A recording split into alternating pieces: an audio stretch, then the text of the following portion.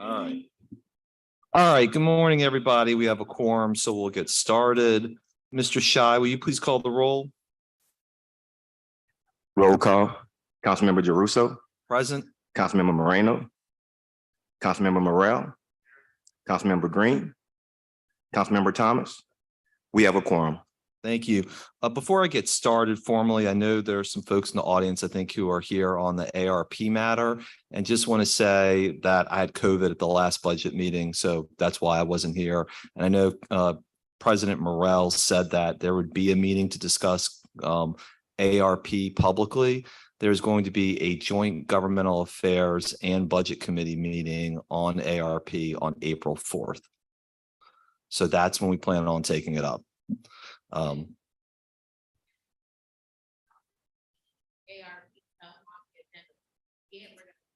understand.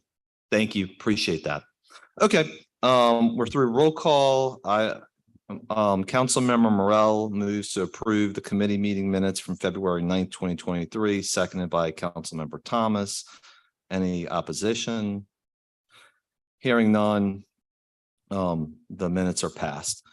First substantive item on the agenda is something I've talked about for several months, which I think can only be accomplished by doing a charter change. I think the residents know that we do not by law receive the budget until November 1st, and then we are required to vote on it by December 1st. And I do want to give the administration credit because I think for the last couple of cycles, they've tried to get it to the council a week or two early. But even with that, by law, we're required to wait 5 days before we can start voting on it and having people around. And I think I can speak for all of us that A, it is not enough time for the public to digest everything that is in the budget. But B, we kind of get punch drunk by having so much information thrown at us in such a short period of time. So in order to make sure that there is enough time for the administration to prepare the budget and enough time for the public to digest it and for the council to review it, I'm going to ask the council to place on the October 14th, 2023 ballot an initiative that will start the budget process on October 1st instead of November 1st. So if there's is there any conversation from the dais? Councilmember Thomas. Well, first of all, thank you to your credit. Long overdue initiative, but you know, being around here a little while and remembering another time, I don't know what happened in the last decade or so, but the council used to start the process. Just because something is charter mandated, it doesn't mean that the elected officials or the leaders can't start a conversation earlier. And I remember in the past when Cynthia Morrell was chair of budget, when I was chair of budget, when great Jim Singleton and Joe Jeruso was chair of budget, there were public conversations with the community long before the process started. So if this official effort helps, that's fine, but it doesn't stop us and it doesn't stop the public from being involved in those conversations long before the charter mandate. And I think that's what the importance of meeting with. We got a lot of meetings that we have now here. I tell people I've been in more committee meetings and council meetings than probably I was in a whole term.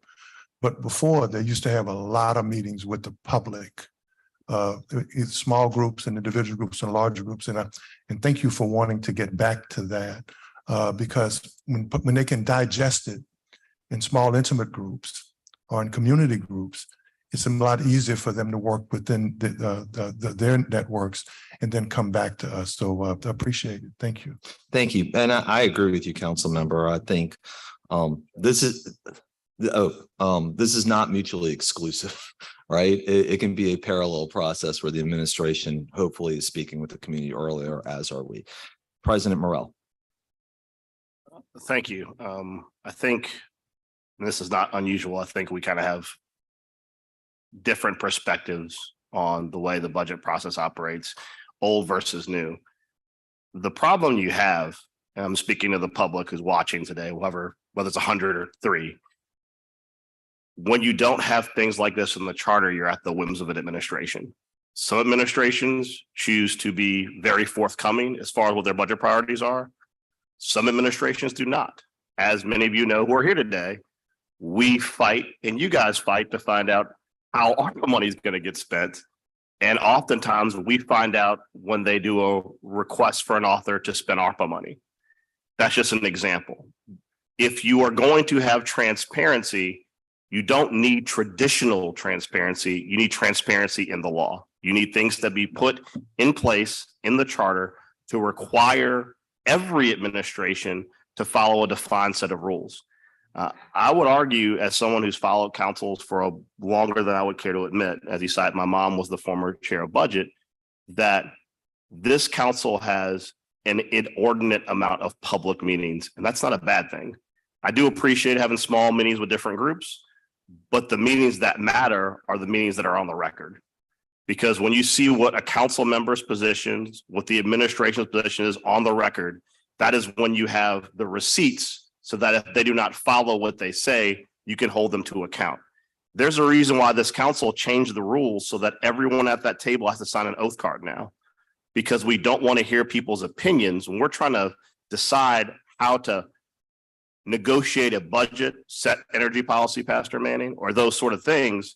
You need to have receipts, because when people are free to tell you kind of whatever they want to tell you in that moment, but there's no accountability for those commitments, then you end up with nothing actually moving forward. As you saw yesterday, we found out that the city has failed to recognize the union in the city of New Orleans for almost a year. And until we had the intergovernmental head here under oath and made him say the city has a union, we were at an impasse. A public meeting solved that problem. Because obviously over a year, as the union representative said, private meetings weren't solving the problem. So certainly I do appreciate we should all meet directly with constituents, business owners, and affected groups to get their opinions. But if you're not having the receipts of those meetings, if you're not going to mandate every administration has to turn over that budget early so that the public and the council aren't stuck in a 1 month period to decipher it, then you're at the whims of whoever is mayor that information will be given promptly. Because I would love to have public meetings about the budget that we don't have, but what happens when the actual budget comes out and it's greatly different than what you were basing it on? It could have been on the previous year, previous 2 years. The negotiation on a budget begins when the administration produces a budget. And it is important to have that document as far out as you can so that there is transparency in how your tax dollars are spent. So I wholeheartedly support this instance to put the budget being put out at a reasonable time. I know in the legislature, we require the budget be produced 2 months before we go in session. So thank you. Councilmember Thomas. Since maybe I represent the old, and you know, one thing when you play to the public or play to people, things may sound good. But when I was making my comments, Reverend Manning, had nothing to do with not having public meetings. But what do we know? All of the public meetings we have, and we still have a affordable housing problem. All of the public and charter mandated meetings we have, and we still have an income problem for the working poor in this community. Congress has more mandated public meetings than any other body in the world. And those mandated public meetings have not fixed America's problem. And I hate that I have to do this all the time, but I guess I say stuff that invokes, you know, the level of profundity where people have to stake out their position. And I don't say things because I'm against what people are trying to do. What I say stuff because what I try to do is I try to add to the conversation to get us to think about some other things. There are those roll up your sleeves meetings, right? That are after hours, that are dark and late into when I'm probably gonna have to follow up and say something else, and I am.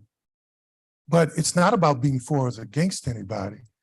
It's about when you combine the best of both, right? You get the best product for everyone. Yes, we want charter mandated public meetings, but we got enough stuff in it. So we got stuff in the charter that says you shouldn't carjack or rob, and they're still doing. We got stuff in the charter that says you shouldn't operate illegal businesses. We got stuff in the charter that says there ought to be code enforcement. And the charter stuff doesn't work. But what I know does happen, Reverend Manning, those times that we've gotten together and rolled up our sleeves privately with other groups of people, it didn't matter what government did. What mattered was we created an energy where we went out there and we did it. And that's the only thing I'm saying, man. You know, I love the fact that my colleague loves everything in the public. That's fine. I'm going to keep doing that, man. But I love to get together with folk who want to get out there and work, man. And I may be wrong for that, but I'm not going to pontificate and one up with folk and always come over the top. All I was just trying to say was there's a level of effort that doesn't have to be in the charter that we can give that 110%. There's a level of effort that doesn't have to be mandated by law. How many laws do we have? And we're breaking them every day, and we're not hearing them. So to just, you know, and forgive me because I hate that we have to do this all the time now, because nobody's wrong. I think everybody's right when they try to contribute. Thank you.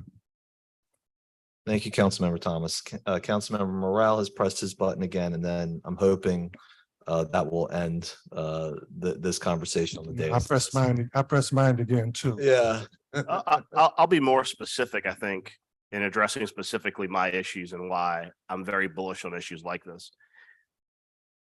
In over a year and being on this council, I've had one meeting with the mayor of the city of New Orleans. One meeting. As we saw from the union rep yesterday, he's had no meetings with the mayor of the city of New Orleans. It is incumbent upon this council as a legislative body to be a counterweight to the executive branch of government. We often only get information, all of us, in these public meetings. There are many council members who have only had one meeting with the mayor of the city of New Orleans. So when we talk about we need to know the budget ahead of time, it's because not all of us get access to information on a regular basis, and we can only get it through the course of our role as council members. And while I would love to say that this is going to be unique to this council and this mayor's relationship, when you have documents like a charter or a constitution, you have to base it on the worst case scenario. You have to make sure on a very basic level that even when government tilts a certain way, it can continue to function. I will tell you that just this past year when we got a budget, despite assurances that we would get it timely, especially inclusion of money for law enforcement, ARP spending, we were told repeatedly, you will get access to this information. We got it one day before the last possible day to consider certain funds of money. You have to build the levers of government to make sure that government will function even when the people in office are dysfunctional. Because if you build government around the idea that we will always have a kumbaya council with a benevolent dictator mayor, and that is going to be what we all hope for, then the levers will not work when those two things are not in place. So, like I said, I think at the end of the day, this is a great item because it will ensure that the public and council get access to the budget with the appropriate time to be able to analyze it and to be able to have articulate positions on it. And though I do appreciate rolling up our sleeves, every council member rolls up their sleeves and does that work. But I continue and I maintain that the most important means are the ones you see because that's where you get the receipts. Thank you. Councilmember Thomas. Don't disagree with anything that was said and didn't.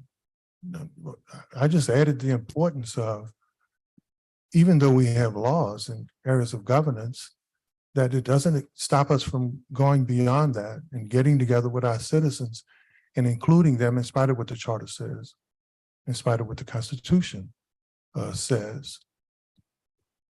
Government morphed out of the founders and it still doesn't work. Government reconstituted itself post the Industrial Revolution. It still doesn't work. Government reconstituted itself after trickle-down economics, and it still doesn't work. I'm not relying on government. I don't care if I ever meet with the mayor. I'm gonna meet with y'all. I'm gonna create a work ethic that, and what did John Kennedy say? It's not what your country can do for you, but what you can do for your country. And though we need mayors and council people and elected officials, this town is really too politically dependent. The places I've lived where it worked, people didn't care who the mayor or the councilman was because it worked. I don't want people to be dependent on us. I want them to work with us. And I don't disagree with anything that's been said, but it doesn't take away the layer of walking that street, being in that school, sitting down for 2 hours with our kids in the juvenile detention center. It doesn't take away from that effort. And I think that's just as important today. What happens in the suites, we can pontificate from here. But what happens in the streets ought to be the foundation that sets for what happens here. Thank you, council member. All right, I don't see any comments on this. We don't have any from the public. I've moved for approval, seconded by council member Green. Members, please vote your machines. It's not working. Okay, aye. Pisa, okay. All right, so we have 5 yeas, no nays. Mr. Chai, I know ordinarily I put these on the consent agenda, but since they're going on the ballot, I think we'll put on these next 2 items, 3 and 4, on the regular agenda for the council meeting. Thank you. All right, item number 4 is another potential charter change. This is for code enforcement. Right now, code enforcement lives in 3 different places.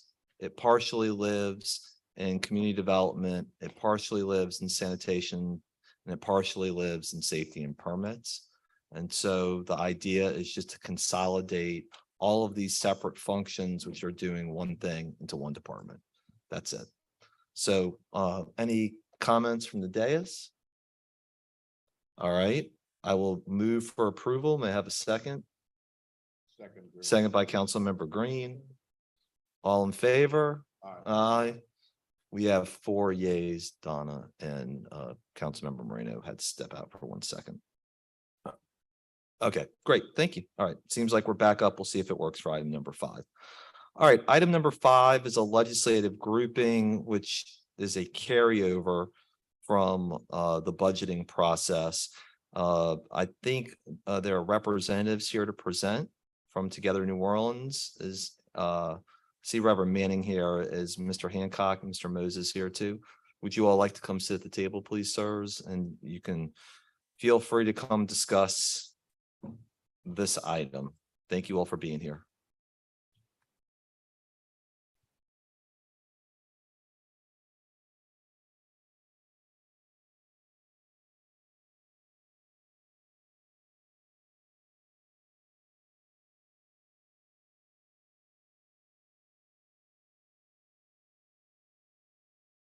Good morning. Will you all please introduce yourselves? Good morning. My name is Reverend Gregory T. Manning, pastor of Broadmoor Community Church and on the leadership council for Together New Orleans. Good morning. Good morning. Morning, I'm Pierre Moses. I'm the president of 127 Energy and working with Together New Orleans on the Community Lighthouse Project. Good morning. Good morning. My name is Eric Hancock. I'm program staff with Together Louisiana and Together New Orleans, helping with project development for Community Lighthouse. Great. Good morning. Well, the floor is yours, gentlemen. We actually don't have a prepared presentation. You don't need a prepared one. You just want to tell, I think the idea, we know what this is about, but you have members of the public who don't. So if you wouldn't mind just explaining what the purpose of this is. Obviously, it says in the description about resiliency and solar, but I'm gonna let you all talk about what the project does. Absolutely. So this is a tremendously exciting time, not only for Together New Orleans, but for the city of New Orleans as a whole. And for those who do not know, may not be aware, Together New Orleans is a collaborative effort and collective of faith-based institutions and other institutions that have come together to meet the community needs as we talk about together and discover together through a relationship building process. And then tackle those needs as we see them as a collective. One of those community needs is the need to make sure that in the event of a widespread power outage that we saw in Hurricane Ida, when the lights went out, that we can make sure that we respond by setting up resiliency hubs. These resiliency hubs we're calling community lighthouses. We know that Entergy is primarily focused right now on storm hardening, but we know that no matter how well you harden our system, at times it is most likely to go down. In fact, we know that it goes down even when it's sunny outside. And so because of that, these resiliency hubs will make sure that we're able to power up. And how do we power up? We make sure that the faith-based institutions and other institutions are equipped with commercial grade solar panels and also battery backup storage. And so our plan is to have 86 of these community lighthouses throughout the New Orleans area so that everyone in the city of New Orleans will be within a mile of one of these community lighthouses. Them being within a mile means they are within walking distance. And now when the lights go out, they're able to be kept cool at one of these community lighthouses. They're able to go get their batteries for their cell phones charged at the community lighthouse. They're able to go and refrigerate much needed medicine. They're able to have food prepared in these community lighthouses. And so Broadmoor Community Church and Bethlehem Lutheran Church, located on Washington Avenue, Broadmoor Community Church at 2121 South Dupree in the Broadmoor neighborhood, we are the first two community lighthouses that are now ready to go. I say that with a caveat, we are waiting on Entergy to come and do their thing, but we trust that they will come shortly to just give a look and say we're ready to go. So if you have any buttons to push there, we'd be happy to know about them. But once that is done, we're then ready to go. And we are putting in place, like I said, 24 pilots. But what's needed now is for us to have the monies necessary to put together what we're calling the human infrastructure. The community lighthouses won't be able to operate by themselves, but they will operate by teams of people that we're right now beginning to train and organize and really go and speak with the community about what needs they have, then putting together those teams of people that will serve in the event of a storm, that will stay back and make sure that they're the team that operates that community lighthouse. That's going to take funding to be able to put those teams together, get someone to coordinate that mass undertaking of these 86 community lighthouses, again, 24 to begin with. So that's the project in a nutshell. Do want to invite you to the grand opening of the first community lighthouses on March the 25th. Some of you should have gotten that invitation already, beginning at 2:00 at Broadmoor Community Church, where we will celebrate this historic undertaking by our community to help people in the time of storm. Thank you very much, Pastor Manning. I want to ask, my understanding was this project has always been budgeted for $2 million, and that what the city did was do it sort of in phases as you all needed the money. The first phase was Wisner.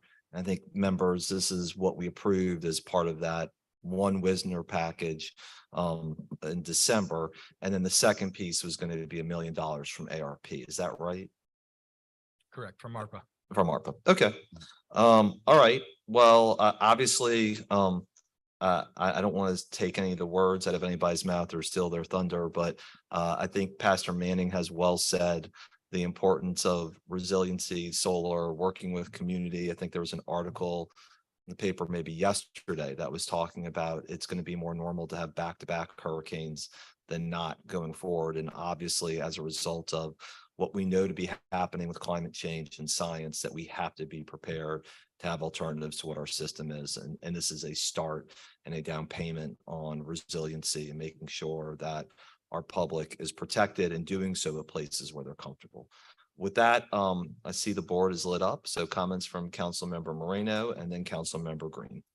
Thank you, Mr. Chair. I just think it's so wonderful to see this project moving forward. I remember when Together New Orleans first came to, actually, you know what? I think it was Zoom, because I think the first time we met about this, Pastor Manning, I believe you were on the Zoom with others, was during my previous term on the council. And now to see it to where we are today, when back then it was just kind of this idea, and how do we make this idea happen? And now here we are. I was looking through the information that we have on the project labor agreements, and I think that this is important to note about the commitment to prevailing wages, certified apprentices at each site, and local and minority hiring. And I think that that's really important. And I went to the back for a second, so if you mentioned that, I apologize for mentioning it again. And then I did have a question about the number of staff and volunteers. How many staff members do you think you're going to need? How many volunteers do you think you're going to need? We are planning on hiring 2 to 4 additional organizers to do that deep work with each institution across the city for this first phase of 16 sites in Orleans Parish. The plan is to organize at least 10 people at each location who will have a plan for disaster relief ready to go when the next disaster strikes our city. So if you have 10 people at each site, how many would be staff? How many would be volunteers?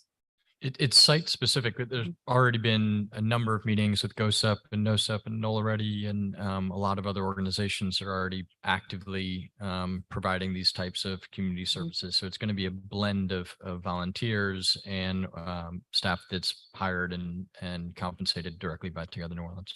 Okay. We're also growing partnerships with other voluntary organizations active in disasters so that we can leverage these sites and bring the unique capacities of each organization that does work in this space together at each site in the city. Yeah, no doubt. Okay, that sounds great. Thank you. Thank you, Councilmember Green. I just want to, first off, thank you all for the work that you're doing in this very important area. This is the only chance to say this publicly, I guess, other than at a council meeting. I had a chance to speak at a senior center the other day, and I mentioned that there were going to be resilience hubs in the city. It's such a great idea. Such a great idea for a place that's going to experience a lot more storms. And somebody said, well, okay, that means I don't have to evacuate anymore. That's not true. So it's just important for me to just say it on the record. And I think that you all will agree that this is not an option that's exclusive of if evacuation is a possibility to do it, because we don't know how long power is going to be out. We don't know about down power lines. We don't know about a lot of other things. It's good to have a resilience hub in your neighborhood within a mile, and that is a great thing. Interestingly enough, that it's funny that we didn't do that many years ago, since we've had solar ability to charge up facilities. So, but I just want to emphasize that the work that we're doing here does not exclude the need to consider and still have an evacuation plan for long-term considerations. That's all. That is not to take away from this at all. And I know that you all know. The bottom line is that it just gives me a chance, since it happened recently, to just remind the public that evacuation and having a plan is also part of being resilient and participating in these in the storms in the best way that we can in terms of generating safety. But thank you for this work. I mean, it's when I went to Crescent Care and they had the announcement that it was going to be, something like this at Crescent Care, was well received by the public and of course those in attendance. And this is just a great development for our city. Thank you. Thank you. Councilmember Green, thank you for saying that. And I just echo your comments there, that we want to make sure that people know that too, that this is really for people to understand that we recognize that there's always going to be gaps in those who are able to evacuate during a storm, and we don't want anyone to be left behind.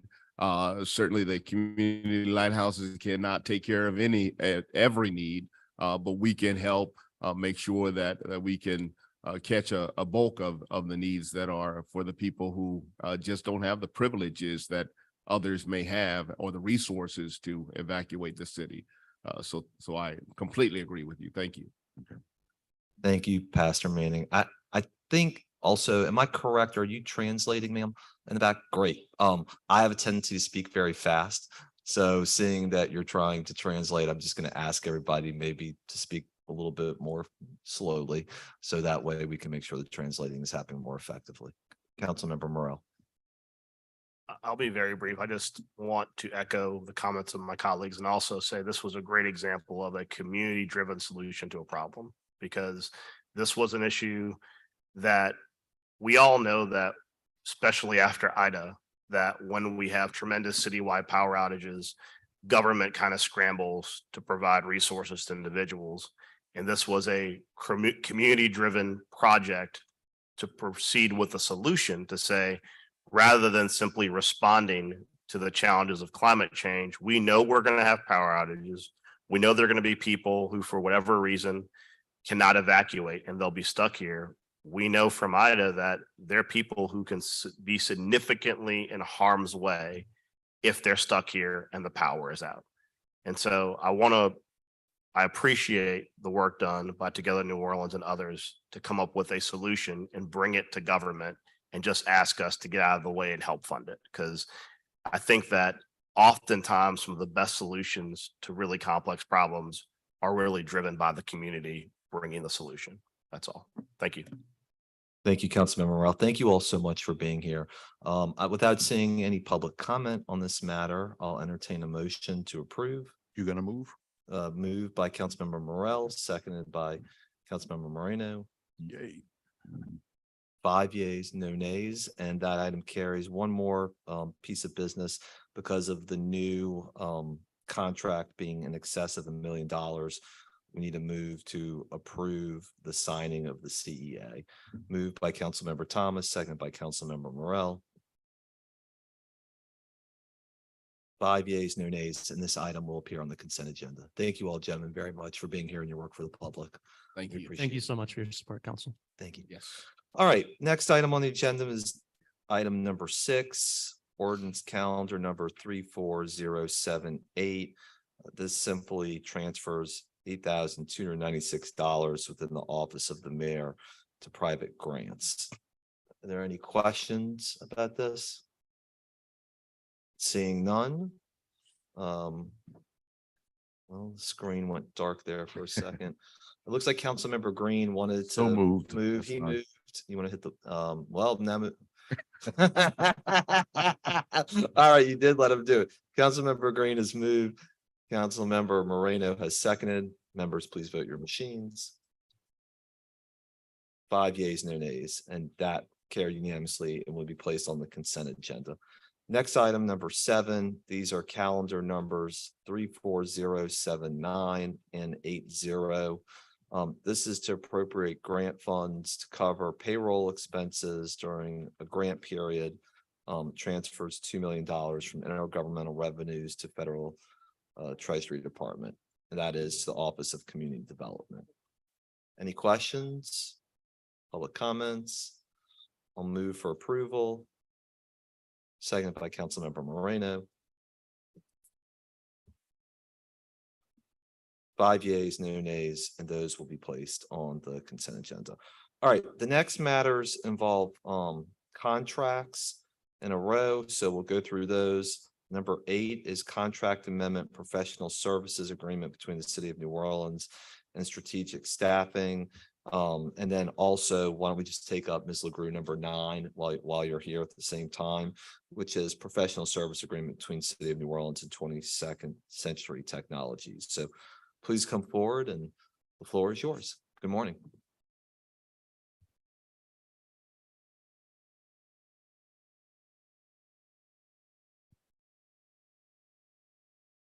Good morning.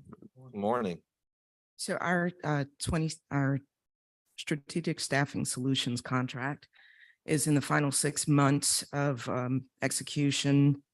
We in mid 2022 issued a new RFP for IT staff augmentation services.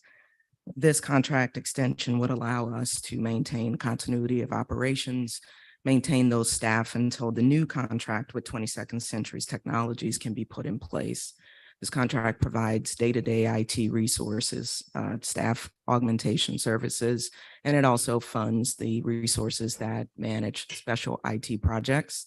for the police department, for our ARPA projects and as they are upcoming, and any other financial systems or other information system projects and enterprise projects across the city. That's it. The only question I have is, do you know in rough terms when the start date will be of the integration that the $30 million for the criminal justice ARPA money is going towards? Our working group is meeting. Okay. And we have several procurements aside from the 22nd Century contract that are in progress. So we meet with the CJIS subcommittee. So that work is moving along. We expect that once we have contract vehicles in place, we will move that work along even more quickly. Okay. Any comments or questions from the dais? I'll entertain a motion for item number 8, moved by Councilmember Morel, seconded by Councilmember Thomas. 4 yeas, no nays, and item number 8 passes unanimously. That can be placed on the consent agenda if needed. And I think number 9 now, Ms. LeGroux, on 22nd Century Technologies. And this is the contract that will succeed the Strategic Staffing Solutions IT staff augmentation contract. And it will allow us to maintain continuity of IT operations and actually allow us to ramp up for those ARPA projects. We have some specialized skill sets that we know are not available to us under the contract that we have. We are looking to bring in those new skill sets and execute a contract that will help us load the resources that we need to do things for our ARPA projects, not only the CJIS overhaul, but the overall management of the ARPA technology, the dashboards and the data science and the other specialized skill sets that will allow us to manage those projects. Councilmember Thomas. And just to continue, not to, but for all of these issues that come up, I know if Councilmember King will hear, he asks this question frequently, and so do I. The DB participation component of it, especially given the disparity study and the data center report on African-American capita income, which is actually down. Are we taking that into consideration as we issue these contracts? We do. There was a 35% DB requirement of the contract. We did not ask to waive any of our DB participation.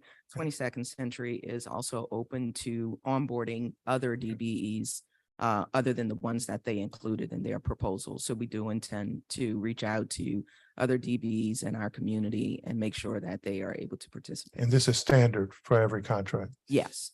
Okay, thank you. It is standard. Thank you, Councilmember Thomas. Do we have comments on this one? Okay, yeah, great. I just want to make sure.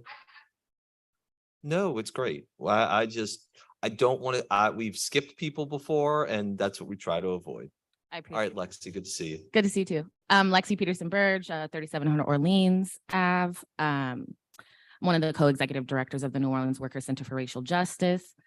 I just wanted to add that, like, as we come to these budget meetings consistently, and I am just always shocked at the level of money that is allocated without specificity of what it's being allocated for. I could not, and this is not anything personal, but I could not imagine coming and sitting at this table and saying, we need to bring in a set of skill sets and not having a list of what those skill sets are and what the common pay for those are and how many years we'll need them and what they would be doing, allocating $1 million for a project without an operating budget for the facilities that you're going to fund as a draft. It's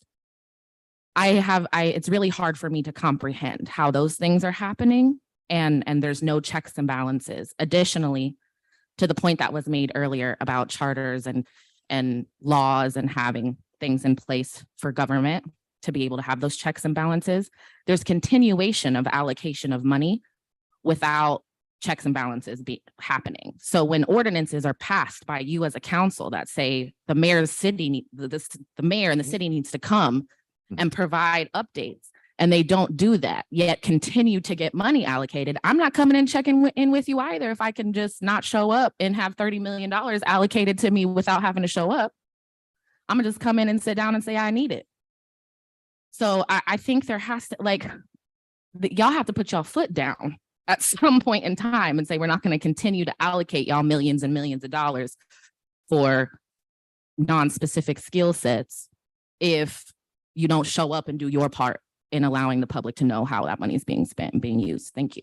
Lexi, I think that's a really good point, and it's why at the end of the month, we're going to start the budget quarterly process. Because again, I feel like we're going all the way back to the beginning, but we have so many conversations and we get to November and it's a million questions about what did you do for the year? And you can only spend so much time with any department. And I'm not singling out, not specific, any single department. And then obviously the more money they have in the budget, I think in fairness, probably the more questions you ought to have. So I think on the 27th, we start and we're going to have joint meetings between the different committees because I thought it was important. Councilmember Thomas has Public Works, and so we have DPW and sanitation coming. I know Quality of Life, Governmental Affairs has all of it. So that's going to start being the stress test. And for the people who've asked for money, it's all right, we've allocated a whole lot to a bunch of different departments. Again, Ms. LaGrue, not directed at you. What's happening? Yep.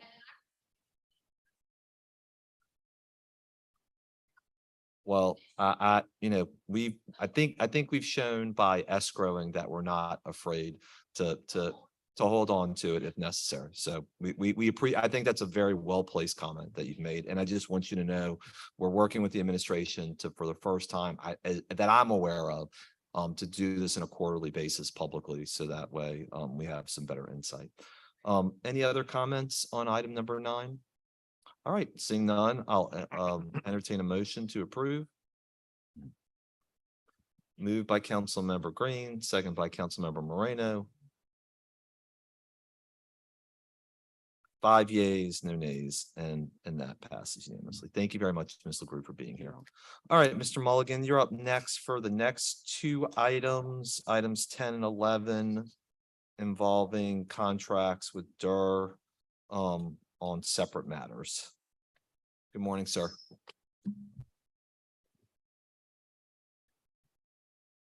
Good morning, Councilmember Giarrusso, other members of the committee.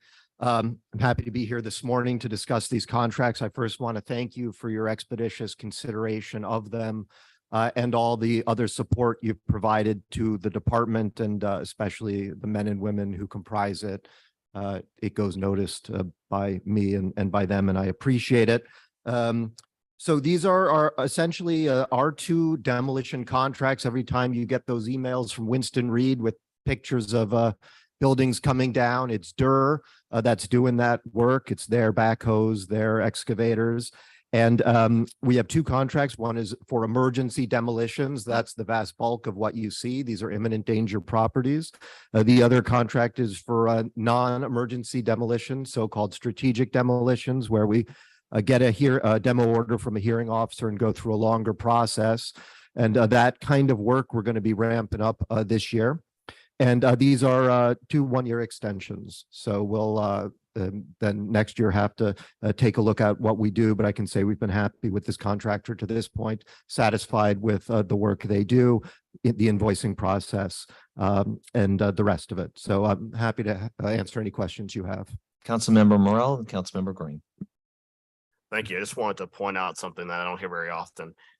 I know typically many of our contractors complain about the timeliness of payment, and I've never heard DER complain about the turnaround on you guys, making sure they're paid on time.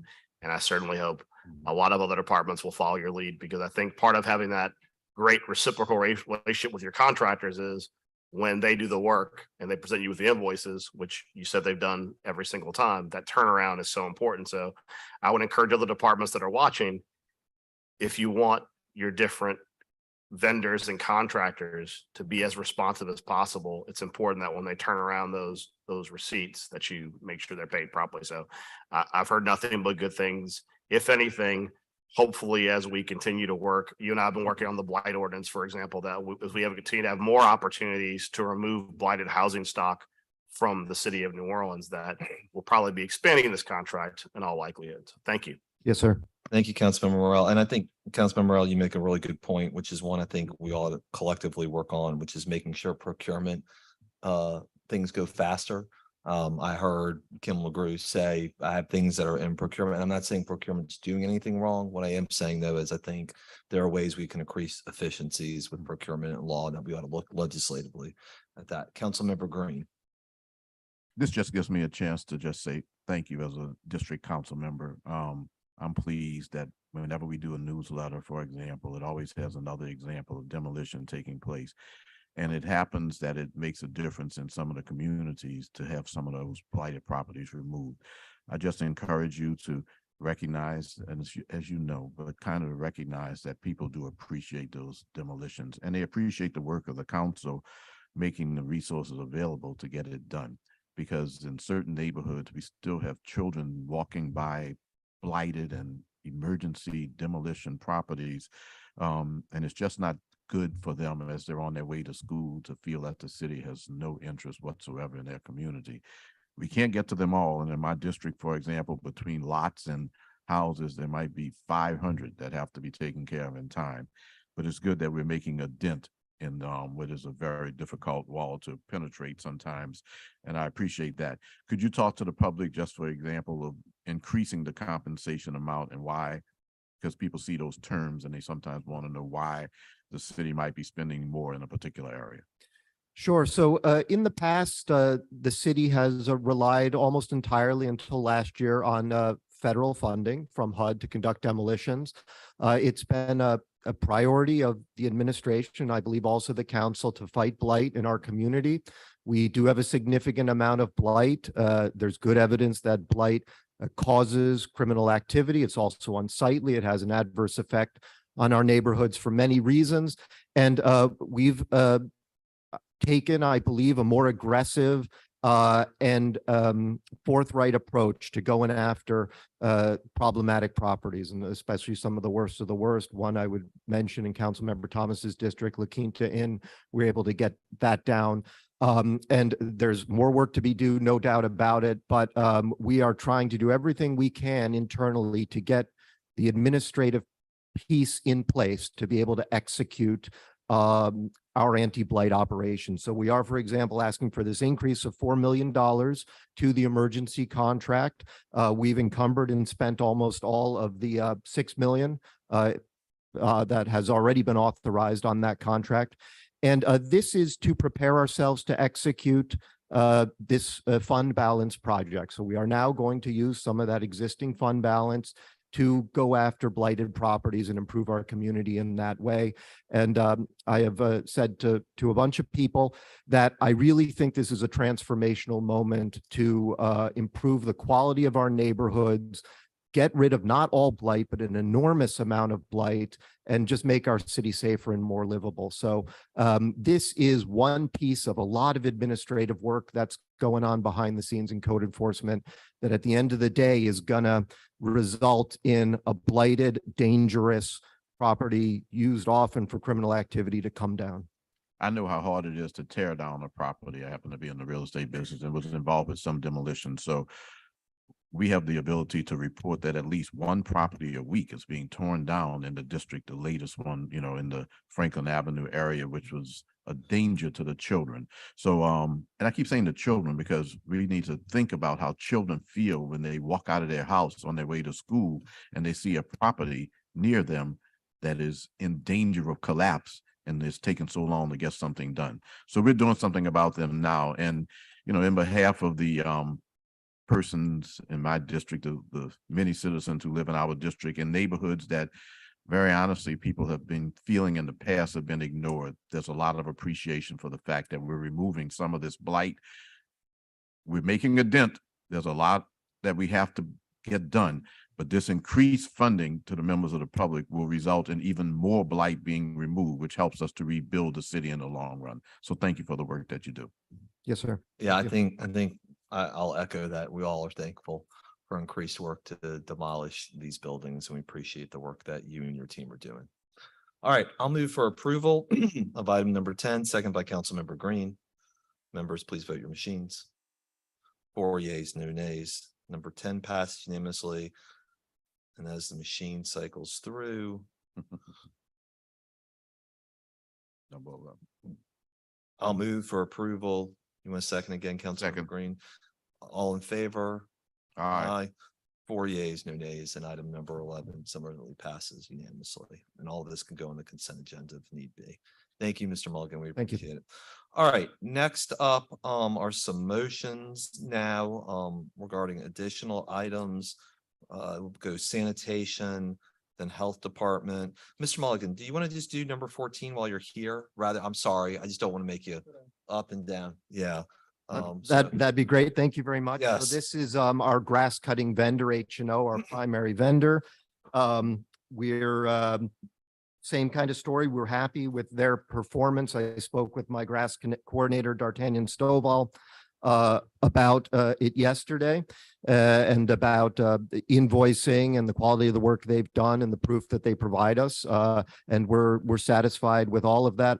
I do want to also just, if I may mention, D'Artagnan Stovall is a one-man shop in code enforcement. He runs that grass cutting program. And last year, he doubled the amount of lots, more than doubled the amount of lots cut, almost single-handedly over the previous year. Over 4,000 vacant lots were cut under his leadership, and I'm very appreciative of it. And so this would be an increase by 1.6 million.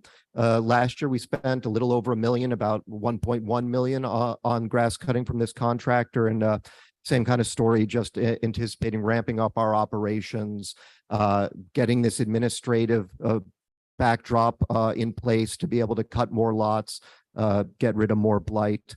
Another thing I want to mention is an important part of these programs, and something we've been looking at just the last couple of weeks, is making sure that the cost recovery is in place. So if the city goes out and we cut your lot, you're going to get an invoice for it. And if it doesn't get paid, it's going to get passed to Treasury.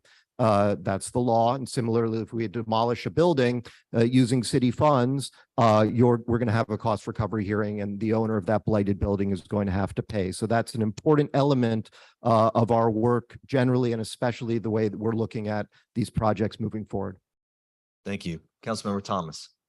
So, you and I have talked a lot, and I think with most of the agencies that are around taking pictures, especially of the canals and grass cutting and lots, and but just to appreciate the level of detail.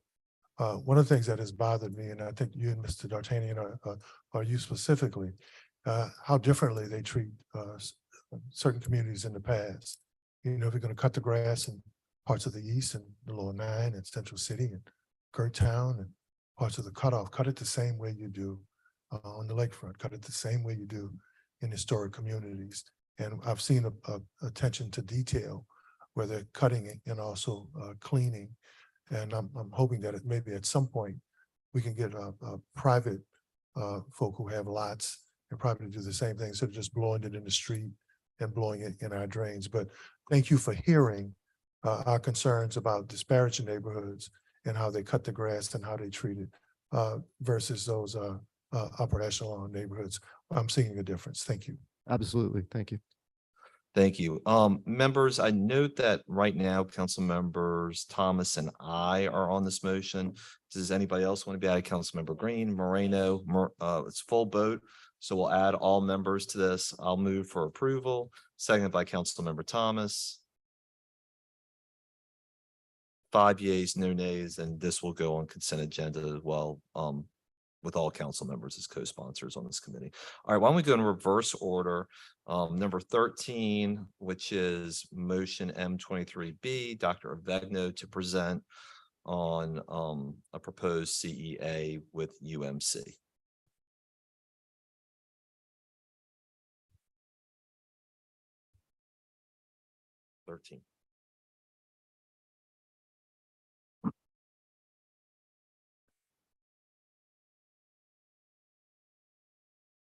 Thanks. The floor is yours. So I'll give just a little overview of what the Trauma Recovery Center is. So as everybody knows, we have one level 1 trauma center in the city, really the region. The next closest one is Shreveport or somewhere in Texas. And what that's UMC, University Medical Center, which means that all major incidents of trauma, whether that's shootings, stabbings, falls, motor vehicle collisions, you name it, has to be brought there because nowhere else has the 24/7 capability with clinical specialists to care for those patients. And as many of you know, they produce pretty amazing results physically. About 5 years ago, recognizing that if you survive a major trauma, that your injury and healing process is not just related to your physical condition, but you have significant mental health challenges, PTSD, anxiety, and depression that have a long-lasting and substantial effect on your future outcomes and that of your family. They got some grant funding to start the Trauma Recovery Clinic, which deals with the mental health and psychological needs of those who survive violence and their family members. So even if you didn't survive trauma, if your family members are struggling with what happened, or if you're paralyzed now and your family members don't know how they're going to be able to cope. They started with a grant. UMC has covered when the grant left, they've been covering the cost. They have a pretty phenomenal trauma psychologist. They work with the psychiatry department, and they have, I think, one caseworker. But right now, they're only able to serve about 500 patients a year. Given that we have at least, if not more, of that number just in shootings, we're not talking about the motor vehicle collisions that upend people's lives or the industrial accidents or all the other things they see. That's clearly not a significant, not really meeting the needs. So they have a community advisory board. They've done a lot of work, I think, talking with you all and with the community, just educating them and what more could be done to support survivors and their families of trauma. And so put together a proposal to expand service to the point at which, when they get up and running, they'll be able to serve not 500, but 5,000 patients. I think that is a significant public benefit to this community, and would improve not only physical mental health outcomes, but really productivity and the ability of our citizens to return after they've faced these really horrible traumatic injuries. UMC is providing all of the space. They have built out additional space for them in preparation for this. So I think this is a really great use and a great partnership between the city to support those who suffer trauma, of which we have far too many, as you all know. Thank you. I think this is again one of those instances where $1.3 million goes a tremendous way. I know Councilmember Moreno made that point specifically when we discussed this during budget, and a 10 times difference with $1 million is a big change. I think every council member is going to want to speak, but I'll start with Councilmember Thomas and Councilmember Green.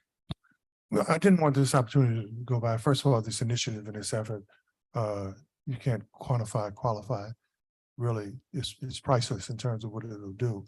But on behalf of me and my family, 3 times in the last couple of years, we've been in a trauma unit. Twice, they were able to save the life of my loved one. Once, they weren't.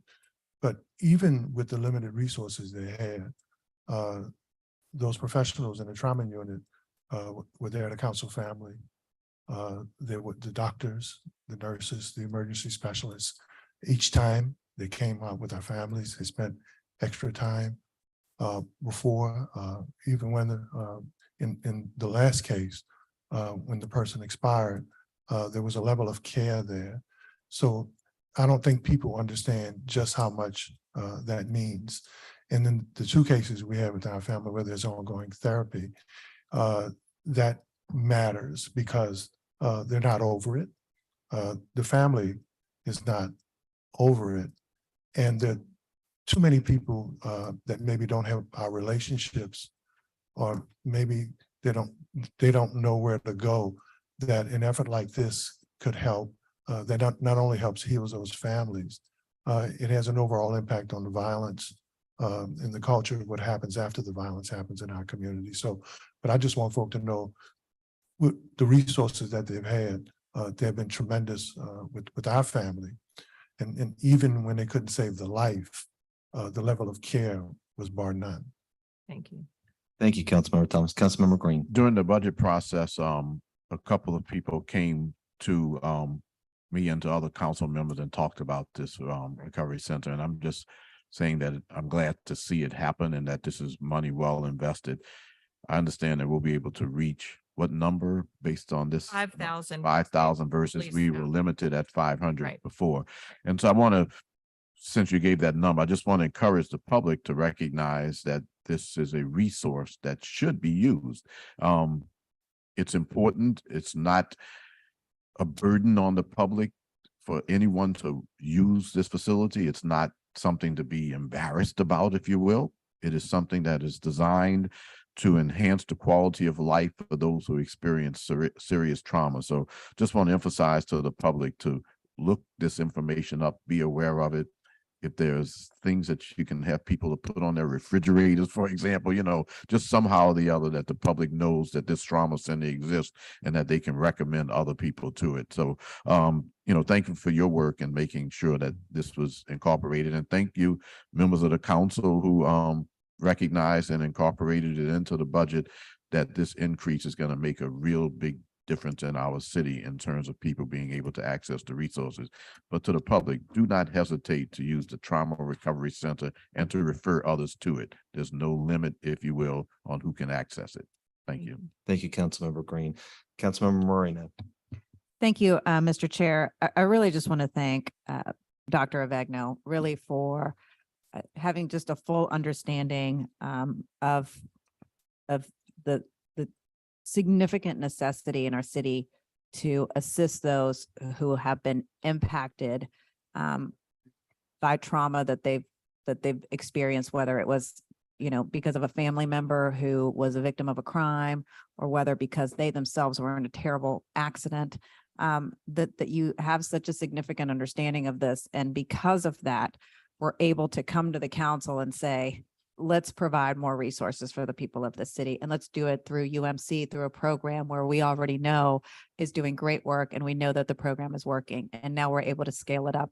And so I just really just encourage you to continue to think big and to do big things for our city. And that's one of the reasons why the council gave you the directive to build the violence intervention plan for our city, which at the end of the day, we know is going to cost us annually anywhere between $25 to $50 million a year to do it right.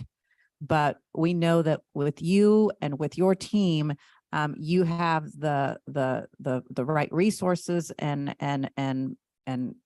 really expertise to build it right. And the council wants to assist you with that. So just keep doing what you're doing. And we're so glad that this Trauma Recovery Center is being expanded the way that it is, and much more to come.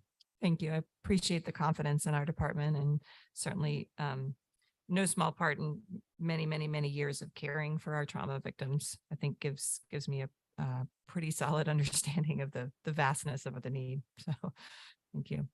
Thank you, Councilmember Moreno. Councilmember Morel.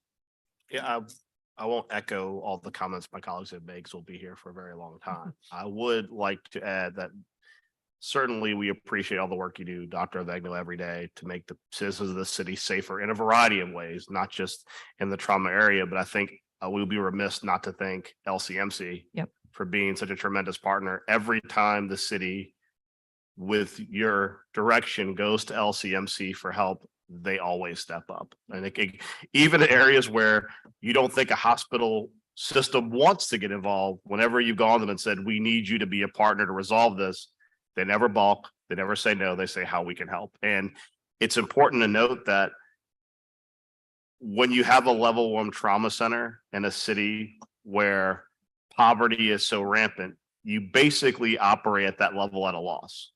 So the services they provide, being a level 1 trauma center, means that every surrounding hospital in this region sends all of their trauma patients to us. And part of what I think the public doesn't understand is there is no guarantee you will get the appropriate reimbursement for ever treating those patients. And when LCMC took on managing and operating UMC, they did that knowing it and trying to figure out how to make that work on the margins. And they have really just been a tremendous partner. I know that you've got a long relationship with them. We've all worked with them for years, but I just want to really thank them for always being willing to step up with you to solve our problems. Yeah, I would echo that. It's mission-driven healthcare, which is a rare bird in healthcare. And all of the clinicians that work there are so excited.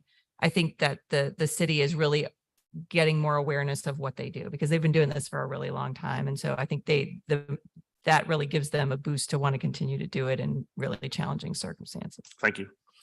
Once again, I see that Councilmember King and I are on this and I think, there's a question of whether it was going to go to community development or here. I assume all members would like to be on this motion. Yeah. Yes, so we'll all be on the motion.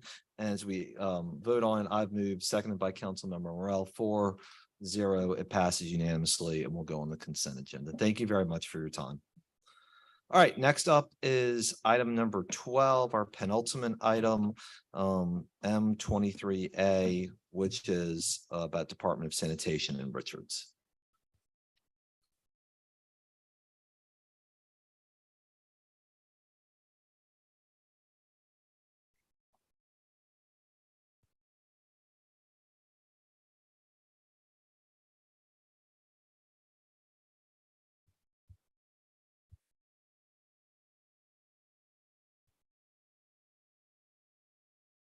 All right, gentlemen, good morning.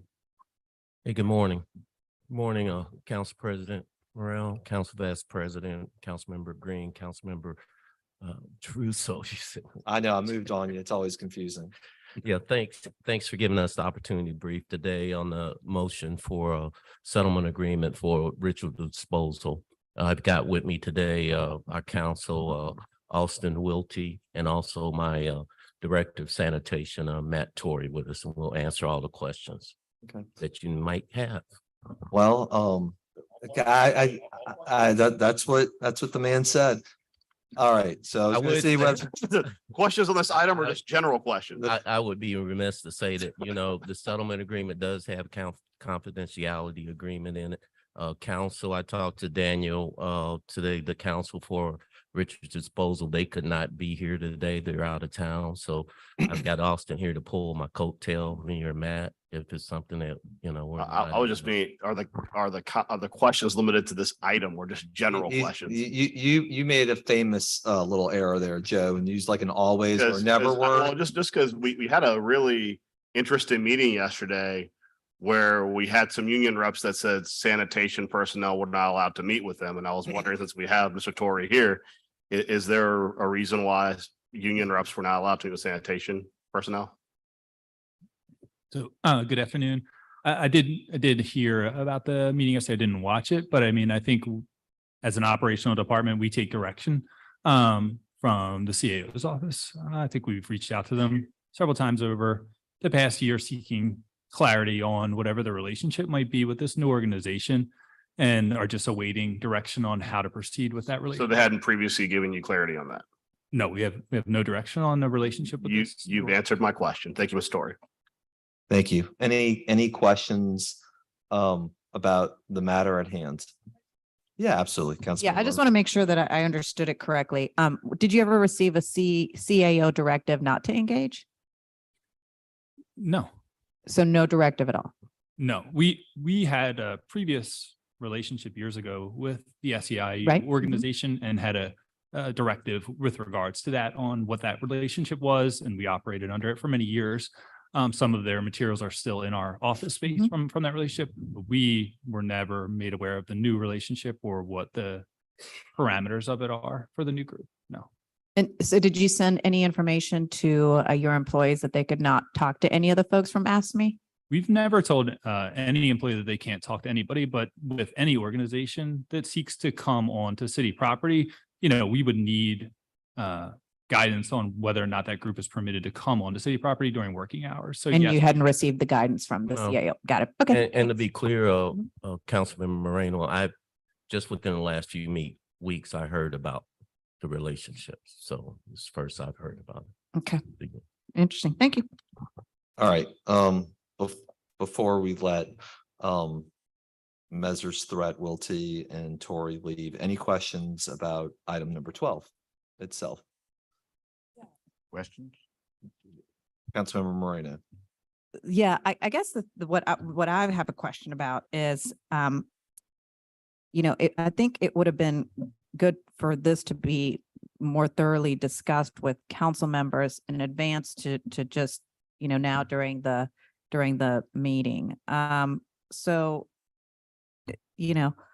what can we do as far as, making sure that before major items like this come before us, that council members are really, kind of brought in on the process, explained, what happened with this particular settlement. I mean, my goodness, we've seen this, really play out for God knows how long now. And then all of a sudden, we find out there's a settlement because it's going to be brought up to the budget committee.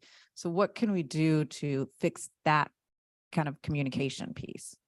Well, I think that to fix it is to enforce contract language. I think we got into this situation because the contract language said one thing. Mm-hmm. We didn't send out cure letters in a timely fashion. We did not bring in the contractor, the vendor, to talk about the issues and try to solve those issues up front. And I think that's how we got here. When I picked up the ball, it was like a goodwill package to bring everything up to speed and try to get the service provided to the residents and get the carts and the garbage picked up in the streets. I think that in the conversations, I know that I did brief Councilmember Thomas. I think I spoke briefly with Councilmember Morrell.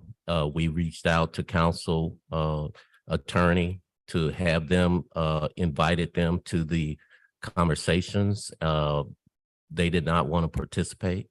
So I think we did everything we could to keep everybody informed.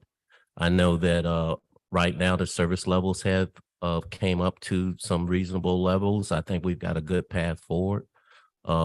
This settlement agreement with Richards Disposal is going to give them the assets and the funding they need to come up to a level of a contract for performance into the near future. So I think in the going forward, it's in my intent in this position to keep council fully informed of anything we might have. If Richards Disposal at some point, their quality of service to the resident drops, I will provide them a cure letter in a timely fashion to try to rectify any situation that may happen in the future. And I'll So let council know when those letters go out. got it. And so this will allow them to have the resources and the manpower to get the job done, right? Yes. Okay. Yes. So for that $4.7 million, or $4.75 million, Matt, break it down to me. How much is it going to be manpower? How much is additional, equipment? Like, what does that look like? I don't think I can break it down with regards to Richard's operations. I can break it down into the structure of how those numbers came to be. Mhm, okay. So 3.9 million of that is for past claims.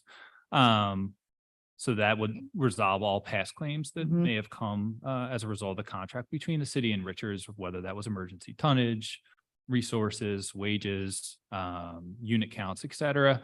And then the $850,000 additional is for increases in unit counts for going forward through the end of the contract in March of 2024. So that's an additional 4,126 units starting January 1st for 15 months to compensate Richards for that unit count discrepancy that we've had for years. So that's the breakdown of the amount. Now, what Richards does with the money, I couldn't tell you. I could tell you that Yeah. they've assured us that certainly that money is going to be invested in equipment, wages, resources, and so on. But we don't have a detailed breakdown of what that money will be used from on their side. Got it. And on the 3.9 million, just out of curiosity, how many claims were there? I don't think we had any formal claims. So that to answer your question, nothing formal, but obviously we've had conversations over many matters over the years, right? Mhm. Units, emergency tonnage, things of that nature. So this would resolve all of those matters so that no claims could be brought forward going forward for anything up until the execution of the settlement for those things. Okay, got it. And I think we got ahead of that effort there as far as claims. I know that once I sent a cure letter out to the company, I heard back from them just before the deadline, and I asked them to come in and enter in a conversation so we could negotiate a path forward so we could get the service levels back up into the contract terms.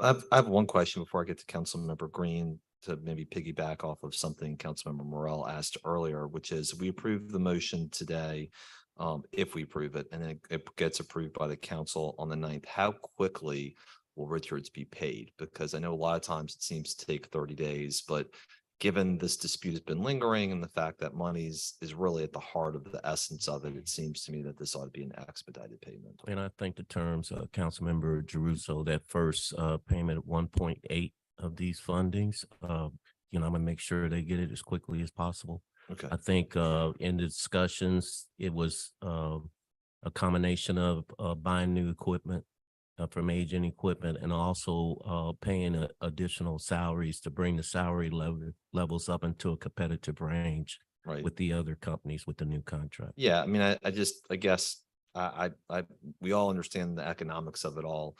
And so money is a part of making sure that they're up and running and obviously getting into their hands as quickly as possible. I know is important to all of us. Yes, it's important. As soon as it gets in the budget, I'm gonna work with law to make sure that we expedite that first payment to them. Yeah, I think it was 10 days. 10 days from the Mhm. effective date of the contract, that first 1.8 million, and then it's Mhm. monthly payments for Right.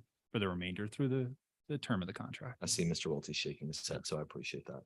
Councilmember Green. I'm certainly pleased to see the settlement take place, and I appreciate the work that you all did behind the scenes. I'll put in my little plug for sanitation. Thank you for going around and continuing to clean up those illegal dumps. It's just ridiculous that we have so many people who are dumping trash illegally under our interstates and in our marginalized neighborhoods. But this is just another issue. I'm always concerned when someone is not present at a meeting of this nature. Right. So can you assure the public and the fellow members of the council who would be interested in this, that we are not going to hear afterwards that there's dispute with Richards over this amount? No, I think I've got to establish a relationship with their counsel, with Daniel. I sent him an email last night with the language in the motion to make sure he was okay with everything. He sent me an email back, said he was out of town. He was okay with the motion moving forward. Okay, Yes, sir. that's of concern, but of course it's being addressed. You're saying on the record that at the end of the day, this is a mutually agreed upon settlement, and that we will resolve this issue and we can get back to everyone who has a cart need getting their cart, and also these routes will be handled and all of the trash will be picked up, which is what the public wants to know. Absolutely. I think the other item of concern is the supplemental trash pickup that we have other companies, the city's paying to support RDI at that point. I think it's a period of how many days do they have from settlement time? So upon approval of the motion for the settlement funds by council, will wind down supplemental work within 30 days of that. So upon council approval, we'll wind down additional help within 30 days of that, and Richards will be staffing up to fill that void. Yes.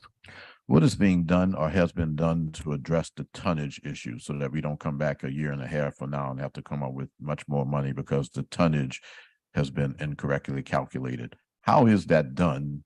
And what is being done now to make sure that Richards and the city are both fairly treated relative to that count? Well, I think the items of concern were COVID-19 and Hurricane Ida. We have to ensure in the future that any additional tonnage during any declaration, presidential declaration, that is on the back of the federal government, and we have detailed records on the additional tonnage and the type of tonnage that we're picking up, and that was the discrepancy from what I see in the past.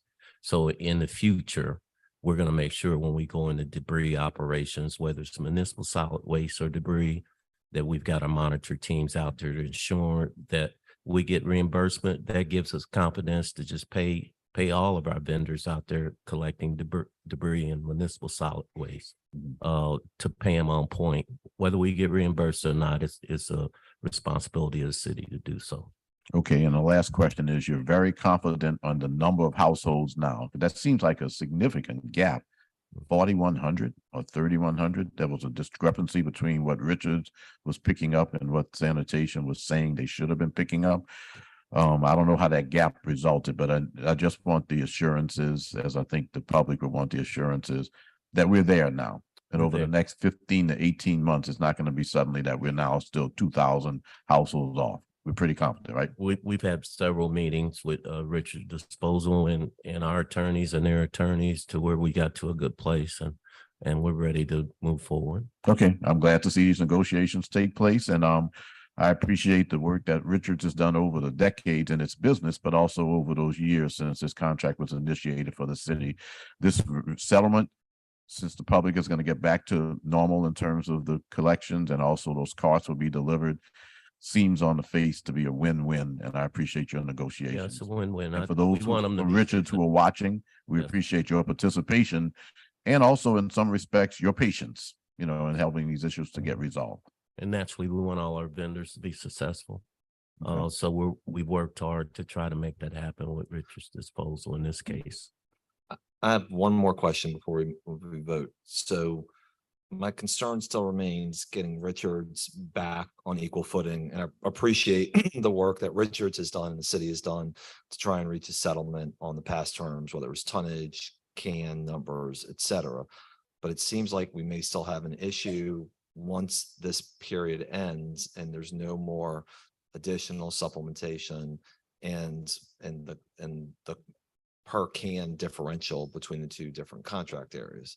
So how are we going to rectify that issue? Because if service area, the former service area 2 is getting, what is it, Matt, like 23 So dollars service a area can? 2 has rates of $21 and $26 Right. per unit. And this is 1375, right? So I just, this is a patch, and I understand that, but I also want to make sure that we're working towards a parity solution as well. So that way we're not back here again. And the last thing I want is to disrupt customers, and secondarily, I think collectively we've burned up Matt Torrey's email during this period of time, and I want to avoid that too. Yeah, I understand. And I think the strategy, we've looked at all different scenarios.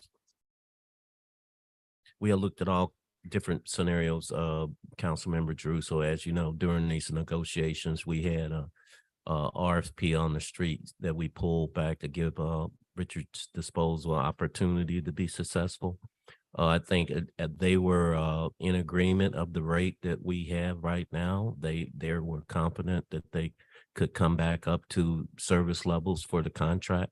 Once we get to toward the end, once we pull our support, I mean, then it's just, we'll have to wait and see what happens. But I think that with the settlement agreement, they'll be able to perform. Well, I guess I want to plant a flag right here and now that I have extreme concern about that, and that I don't want to wait till we're in dire straits to fix it, that there is an immediate plan. And I guess, Mr. Torrey, I would just ask that the additional supplementation is available at a moment's notice if we get to that point, because I am concerned that with that large discrepancy and can collected amount, that we're just kicking a can. And I know that's not anybody's intention, but I want to make sure we can rectify it as quickly as possible. Yeah. All right. Does anybody have any other questions? All right. I'm going to move for approval. Second by Councilmember Green. I'd like to also be added to this. Okay. Councilmember Green added to this. Anybody else? Morel, all of us will be added. Thank you, Mr. Shine. And it can go on the consent agenda. We'll put it there. Thank you all. All right. Thank you for your time. Thank you very much. Thank you all. All right, we're on the last item, which is the regular budget reports by CAO and Finance. So you all are welcome to the table.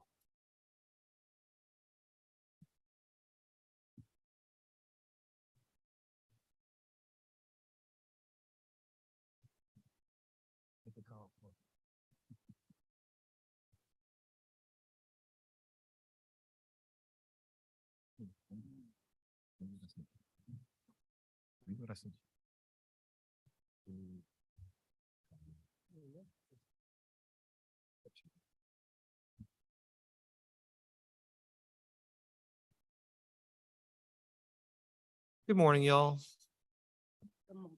Good to see you. Good to see you.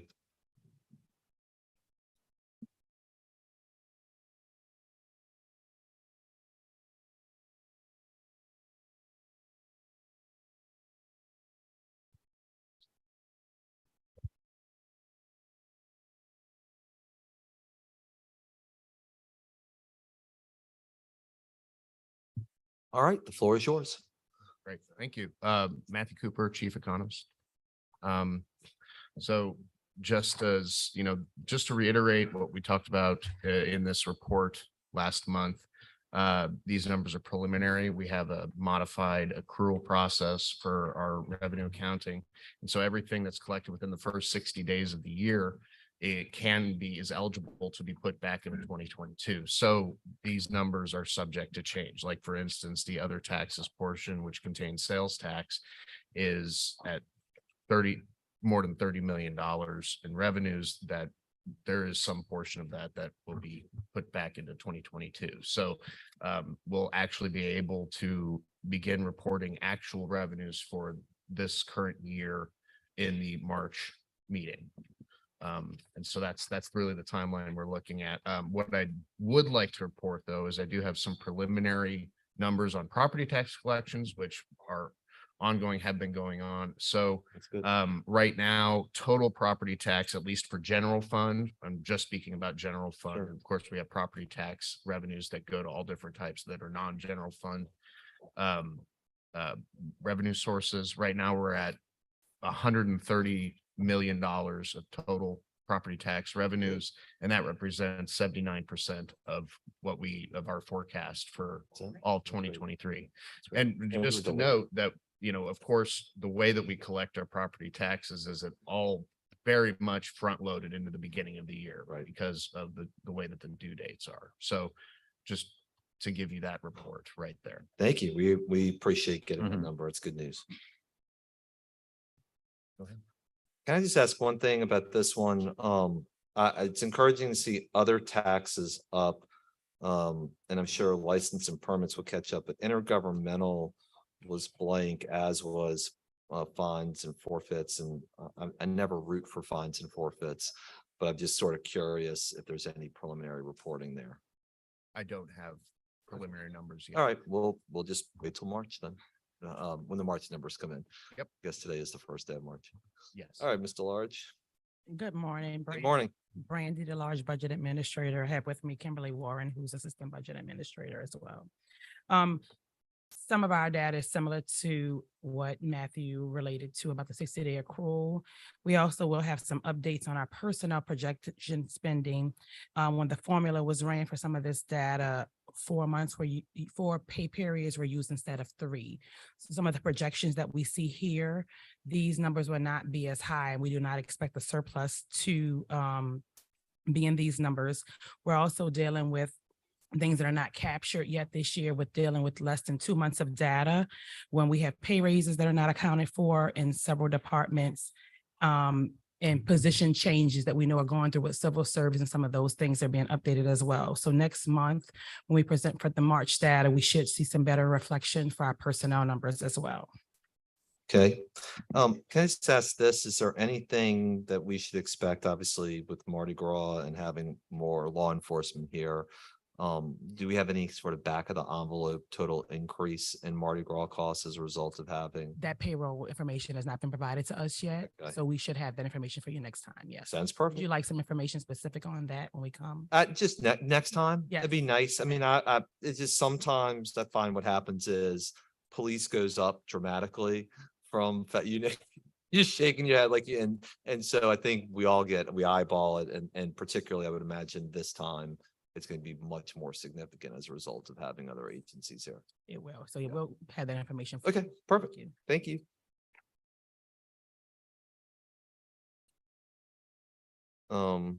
Any questions regarding the other operating? I don't think there's, I don't have any. Does anybody have any?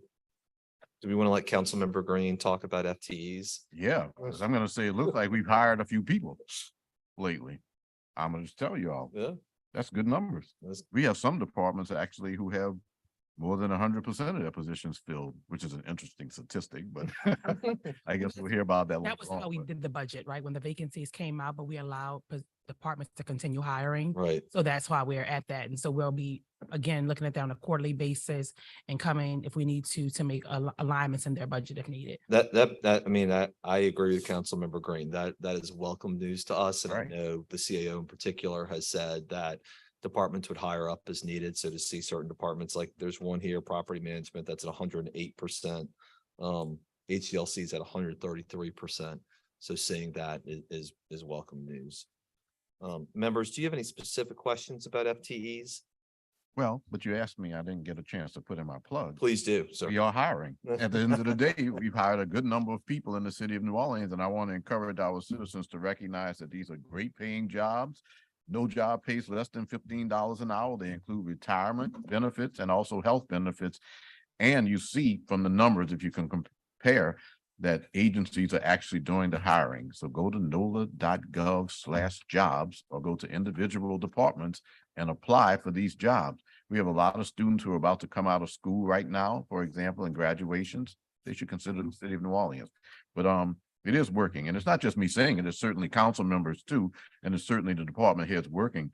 But I'm very impressed to see the numbers that seem so different from what they were just 6 months ago in terms of the vacancies. So that's good news. It is. We Thank agree. you. Thank you, Councilmember Green. Anybody have any questions about fund balance? All right, seeing none, I have one comment card, unless there's anything else you're dying to share. We want to make sure that you have your moment in the sun. All right, Mr. Lilly? Yes, sir. You have 2 minutes, sir. Good to see you. How y'all doing?